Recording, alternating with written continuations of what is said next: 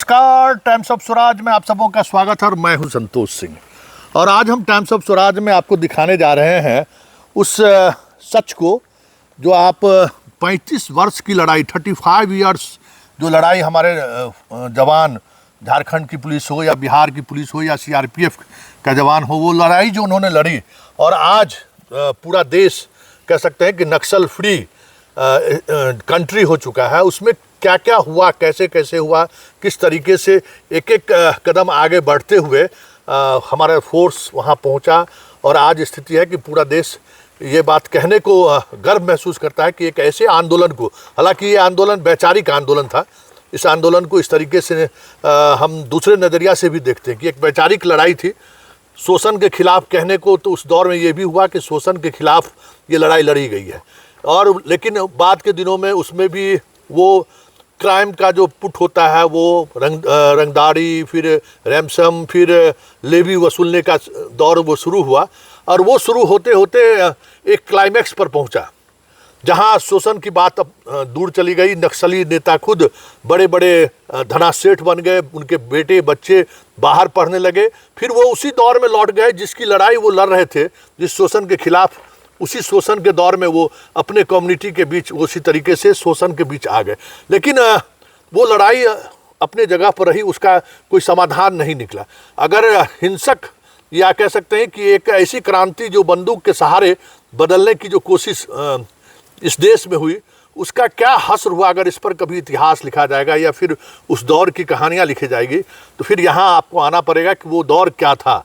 और किस तरीके से नक्सलियों के ही आपसी अपने ही लोगों के उस जुल्म के, जिसके जुल्म के खिलाफ वो बंदूक उठाए थे, फिर अपने ही लोगों के खिलाफ वो उस तरीके का जुल्म करना ले गए और फिर वही पुलिस के लिए धार बना और पूरी कामयाबी एक इतिहास है। चलिए हम आपको उस जगह पे ले चलते हैं, बूढ़ा पहाड़ी, जहाँ पर नक्सली का एक बड़ा कैंप हुआ करता था ये 2000 ईस्वी से लेके बाद के दिनों में, और उस पर कब्जा करना सबसे बड़ी चुनौती थी। और वहाँ सीआरपीएफ धीरे धीरे, झारखंड की पुलिस, बिहार की पुलिस उस दौर में न जाने कितने हजार पुलिस फोर्स अपने कुर्बानियाँ दी, हजारों फोर्स अपनी पूरे जवानी के समय में इस जंगल में रहते हुए नक्सली से दो दो हाथ किए और आज ये नक्सल फ्री एरिया है। चलिए हम आपको उस बूढ़ा पहाड़ के उस लोकेशन के बारे में भी बताएंगे और कुछ चीज़ें ऐसी हैं जिनको समझने की ज़रूरत है। तो हम चलते हैं, ये सीधा रास्ता बूढ़ा पहाड़ी की तरफ चलता है और उस चीज़ों को हम देखने की कोशिश करेंगे कि इस घने जंगल में कैसे शुरुआती दिनों में जो सीआरपीएफ के जवान आए होंगे, यहाँ के जगुआर के जवान आए होंगे, जब बिहार संयुक्त था उस दौर में कैसे यहाँ पे आए होंगे और किस हालात में वो इन चीज़ों को देख रहे होंगे, ये समझने की ज़रूरत है। इसलिए हम अब उस ये जो रास्ता है, ये सीआरपीएफ के सहयोग से ये रास्ता का निर्माण हुआ है, लेकिन लगभग 17 किलोमीटर तक जाने के बाद आप बूढ़ा पहाड़ पर दूसरे पैदल ही चलना पड़ता है, तभी आप वहाँ पहुँच सकते हैं। 2022-23 में ऑपरेशन ऑक्टोपस, ऑपरेशन बुलबुल और ऑपरेशन थंडर, 3 बड़े ऑपरेशन चलाए गए, जिस ऑपरेशन के बाद बूढ़ा पहाड़ पे सीआरपीएफ का कब्जा हुआ। वहाँ एक बड़ा कैंप है, एक बटालियन, पूरी बटालियन सीआरपीएफ की वहाँ रहती है। और आप ये जान कर हैरान रह जाएंगे आपको कि इस 30 वर्षों से अधिक समय तक बूढ़ा पहाड़ पर नक्सलियों का कब्जा रहा और ये बिहार, झारखंड और छत्तीसगढ़, जब कभी पुलिस का बड़ा ऑपरेशन, सीआरपीएफ का बड़ा ऑपरेशन होता था तो ये बूढ़ा पहाड़, जहाँ उसका मुख्य कह सकते हैं कि यही एक जगह था जहाँ बड़ा ट्रेनिंग सेंटर था, जहाँ ट्रेनिंग दी जाती थी माओवादियों को। और इस पर कब्जा करने में लगभग 7 बरस का समय सीआरपीएफ को लगा। एक हर दिन लगभग 100 मीटर, 200 मीटर, 500 मीटर करके धीरे धीरे ये बूढ़ा पहाड़ तक कब्जा कर। और इस पूरे बीच में बिहार का तो जो पहाड़ी इलाका है वो सब इलाका, भीम बांध और जितने सब इलाके में ये चकरबंधा का जो है, ये सब एक दूसरे से जुड़े हुए थे। वहीं से मान लीजिए कोई अगर घटना अगर भीम बांध में हुआ तो वहाँ से ये लोग बूढ़ा पहाड़ भाग के चले आते थे। इसी तरह से चकरबंधा में कोई गया सासाराम के बीच कोई घटना घटी, ये सारा एक दूसरे से पहाड़ कनेक्ट था और इससे आराम से घटना को अंजाम देने के बाद बूढ़ा पहाड़ में आके वो लगभग 1 किलोमीटर से सराउंडिंग वो जगह था जहाँ इसकी पूरी कैंप चलता था, रहने की पूरी व्यवस्था, खाना पीना का सब कुछ व्यवस्था वहाँ रहता था। और वहीं से ऑपरेशन की जा, जितने ट्रेनिंग है, जितने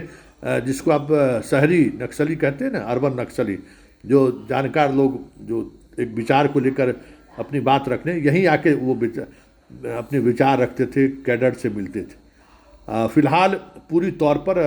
सीआरपीएफ के कब्जे में है और इस कब्जे में आप देख रहे हैं यहाँ हेलीपैड से लेके सब कुछ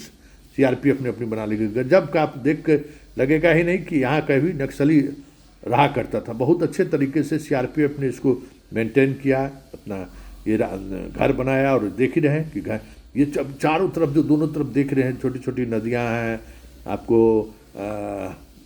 ये जितना सखुआ का पेड़ है ये देख रहे हैं ना, दोनों तरफ घनी जंगल में जो ये पेड़ आपको दिख रहा है ये पूरा सखुआ का पेड़ है, पूरे जंगल। और ये जंगल जो है बेतला पार्क पलामू रिजर्व बाघ वाला जो है वही ये इलाका है, जिस इलाके पर नक्सलियों का लगभग 30 वर्षों तक समानांतर सत्ता चला। और कहते हैं कि जब से ये सीआरपीएफ का जो खास बटालियन कोबरा बटालियन आया तब, और ये कोबरा बटालियन का ये अभियान शुरू हुआ कि भाई जहाँ नक्सली रहते हैं एक एक पहले उसके प्रभाव को कम करने के लिए पहले जो उनके जितने क्षेत्र हैं उन क्षेत्रों पर पहले कब्जा किया जाए। ये सारे पिकेट जो आप देख रहे हैं ये धीरे धीरे धीरे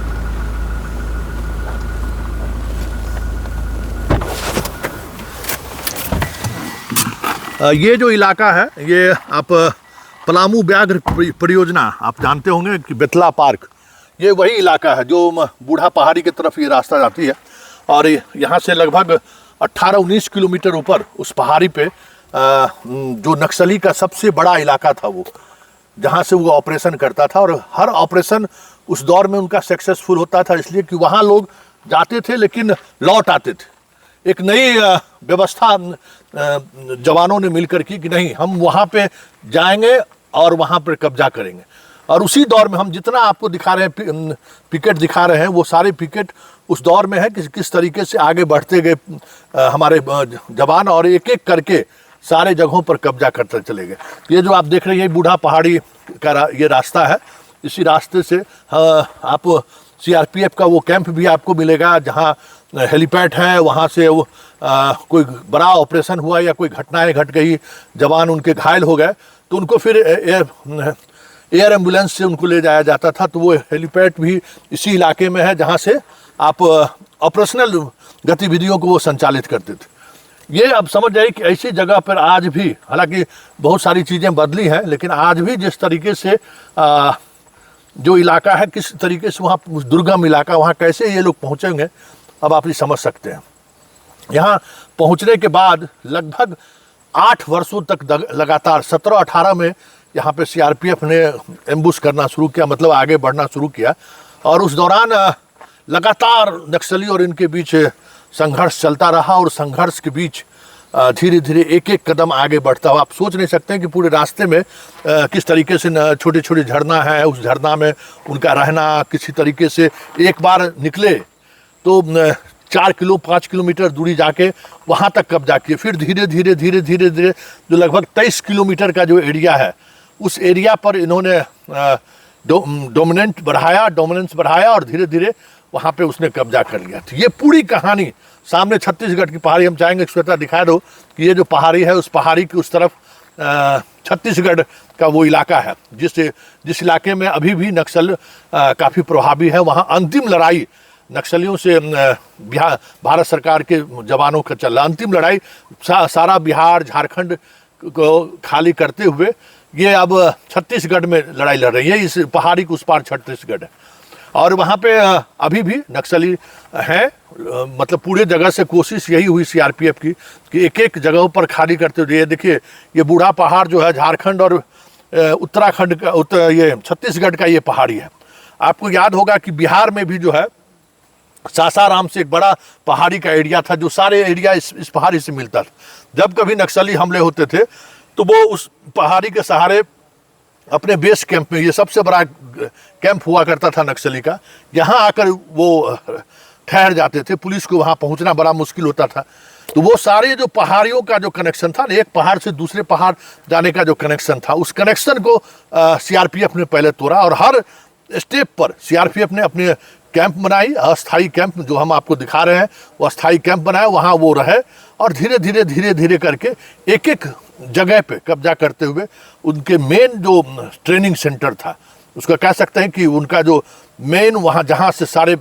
बिहार, झारखंड और छत्तीसगढ़ में जो ऑपरेशनल कार्रवाई करते थे ट्रेनिंग सेंटर था, वो सारे ट्रेनिंग सेंटर को ध्वस्त करते हुए आज आप कह सकते हैं कि इस इलाके में इस वक्त शाम के समय भी हम आराम से यहाँ रिपोर्टिंग कर रहे हैं, जिसमें हमारे भारतीय जवान, झारखंड की पुलिस, सीआरपीएफ के जवान की बड़ी भूमिका है, जिसने अमन चैन स्थापित करने में स्थानीय लोगों का भी बड़ा सहयोग रहा। हमने कहा ना कि जिस वैचारिक लड़ाई की शुरुआत जिस उद्देश्य के लिए किया गया था, वो उद्देश्य भटका और फिर चीज़ें ये सामने आई। चलिए इस खास कार्यक्रम को अब यही समाप्त करते हैं, फिर किसी नए मुद्दों के साथ हमारी आपकी मुलाकात होगी। फिलहाल इजाज़त दीजिए, नमस्कार।